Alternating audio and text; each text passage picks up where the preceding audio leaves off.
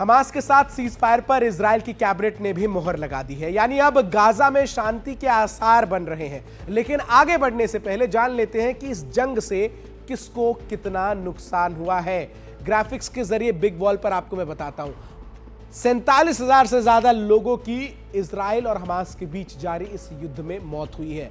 इसके अलावा आपको बता दूं कि 45,936 फिलिस्तीनी जो है वो मारे गए हैं और वहीं 1,706 इजरायली नागरिक जो हैं उनकी भी मौत हुई है और इसमें 156 पत्रकार शामिल हैं और 224 सहायता कर्मचारी भी जो है वो इस पूरे युद्ध में मारे गए हैं। तो जो आंकड़ा है वो कितना बड़ा है उसको आप समझ सकते हैं। जंग अब थम जाएगी, लेकिन इससे जान मान को बहुत ज्यादा नुकसान हुआ है।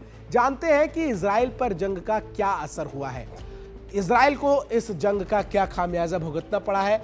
67.57 अरब डॉलर का नुकसान जो है वो इजराइल को भुगतना पड़ा है। इसके अलावा स्वास्थ्य, शिक्षा के पैसे, रक्षा पर इजराइल को खर्च करने पड़े हैं। साथ ही साथ फिलिस्तीन पर जंग का क्या असर हुआ है ये अब आप समझ लीजिए। 50 अरब का निवेश जो है फिलिस्तीन में बर्बाद हुआ है। इसके अलावा 5 लाख नौकरियां जो हैं वो फिलिस्तीन में घटी हैं। आंकड़ा कितना है? 5 लाख नौकरियों के घटने का है। गाजा में बेरोजगारी दर जो है वो 80% तक पहुंच चुकी है। 80% लोग बेरोजगार हैं, तो वहीं 61% लोग जो है वो गरीबी रेखा के नीचे आ गए हैं। 61% लोग गरीबी रेखा के नीचे रहने को मजबूर हैं।